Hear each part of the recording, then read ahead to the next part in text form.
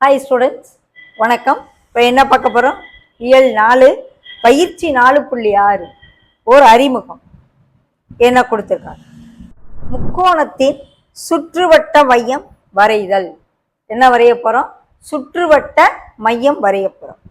சுற்றுவட்ட மையம்னா முதல்ல என்னன்னு தெரிஞ்சுக்கணும். ஒரு முக்கோணத்தின் சுற்றுவட்ட மையம் என்பது அம்முக்கோணத்தின் 3 பக்கங்களின் மையக்குத்து கோடுகளும் சந்திக்கும் புள்ளியாகும். ஒரு முக்கோணம் இருக்கு.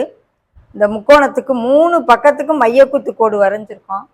அந்த 3 மையக்குத்து கோடுகளும் சந்திக்கும் புள்ளி எஸ். அதுதான் சுற்றுவட்ட மையம் அப்படின்னு அழைக்கப்படும். அப்ப சுற்றுவட்டம்னா என்ன? ஒரு முக்கோணத்தின் 3 உச்சி புள்ளிகள் வழியே சுற்றுவட்ட மையத்தை மையமாக கொண்டு செல்லும் வட்டம் சுற்றுவட்டம். இந்த சுற்றுவட்ட மையம் இருக்கு இல்லையா, அதை வச்சு இந்த 3 உச்சி புள்ளிகள் வழியாக முக்கோணத்தின் 3 உச்சிகள் வழியாக, இப்ப ஏபிசின்னு வச்சுக்கிடுவோம். அந்த முக்கோணத்தின் 3 உச்சிகள்னா அந்த ஏபிசி வழியா போகணும் அந்த வட்டம். ஆரம் எது இருக்கணும்? இந்த சுற்றுவட்ட மையத்தை மையமாக வைத்து ஏதேனும் ஒரு உச்சிய இந்த அளவை ஆரமா வச்சு, இப்ப இது ஏ, இது பி, இது சி அப்படின்னா எஸ்பி அல்லது எஸ்ஏ அல்லது எஸ்சி ஆரமாக கொண்ட ஒரு வட்டம் வரைஞ்சோம்னா அந்த வட்டம் சுற்றுவட்டம் அப்படின்னு அழைக்கப்படும். சுற்றுவட்ட ஆரம் அப்படிங்கிறது என்ன? சுற்றுவட்ட மையம் எஸ்ஸுக்கும் முக்கோணத்தின் ஏதேனும் ஒரு உச்சி புள்ளிக்கும், சொன்னேன் இல்லையா, எஸ்பி அல்லது எஸ்சி அல்லது எஸ்ஏ, இது அந்த லென்த்து தான் சுற்றுவட்ட ஆரம் என அழைக்கப்படும். இந்த மையம் சுற்றுவட்ட மையம். இந்த எஸ்பி அல்லது எஸ்சி அல்லது எஸ்ஏ தான் சுற்றுவட்ட ஆரம். அந்த 3 உச்சிகள் வழியாக, முக்கோணத்தின் 3 உச்சிகள் வழியாக செல்லக்கூடிய அந்த வட்டம் சுற்றுவட்டம் அப்படின்னு சொல்லும். ஓகே. காகித மடிப்பை பயன்படுத்தி ஒரு கோட்டு துண்டின் மையக்குத்து கோட்டை காணுதல். ஒரு காகிதத்தை மடித்து PQ என்ற கோட்டு துண்டை உருவாக்கும். ஒரு காகிதம் அப்படி இருக்கு, ஒரு பேப்பர். அந்த பேப்பர் அப்படி ஃபோல்டு பண்ணோம் அப்படின்னா அந்த இடத்துல ஒரு மடிப்பு இருக்கும் இல்லையா, அந்த மடிப்பு PQங்கிறது உருவாக்கும்.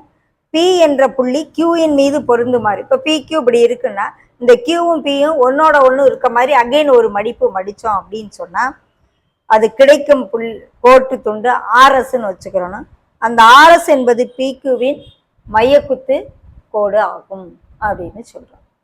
அதே போல காகித மடிப்பை பயன்படுத்தி ஒரு முக்கோணத்தின் சுற்றுவட்ட மையத்தை காணுது. ஒரு தாளில் முக்கோணத்தை வரைந்து கொள்க. பின்னர் செயல்பாடு 11 பயன்படுத்தி முக்கோணத்தின் எவையேனும் 2 பக்கங்களுக்கு மையக்குத்து கோடு காணணும். அந்த 2 மையக்குத்து கோடுகளும் வெட்டி கொள்ளும் புள்ளி தான் அம்முக்கோணத்தின் சுற்றுவட்ட மையம்னு வரும். ஓகே. அடுத்து உள்வட்டம். ஒரு முக்கோணத்தின் உள்வட்டம், முக்கோணத்துக்கு உள்ள வட்டம் வரைகிறது. சுத்தி வெளியே வரைகிறது சுற்றுவட்டம், உள்ள வரைகிறது உள்வட்டம் எனப்படும். உள்வட்ட மையம் ஒரு முக்கோணத்தின் 3 கோண இரு சம வெட்டிகள் சந்திக்கும் புள்ளியானது அதன் உள்வட்ட மையம்.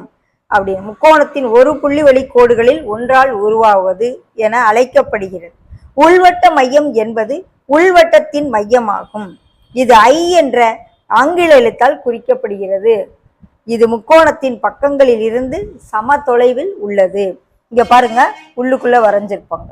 இது எல்லாத்துக்கும் இந்த ஏங்கிற கோணத்துக்கு இருசம வட்டி, பிங்கிற கோணத்துக்கு இருசம வட்டி, சிங்கிற கோணத்துக்கும் இருசம வட்டி கண்டுபிடிச்சா அந்த 3 இருசம வட்டிகளும் சந்திக்கும் புள்ளி தான் உள்வட்ட மையம். அந்த உள்வட்ட மையத்தை இது AI அல்லது BI ஆரமாக வச்சு வரைஞ்சோம்னா அது உள்வட்டமாக மாறும். ஓகே.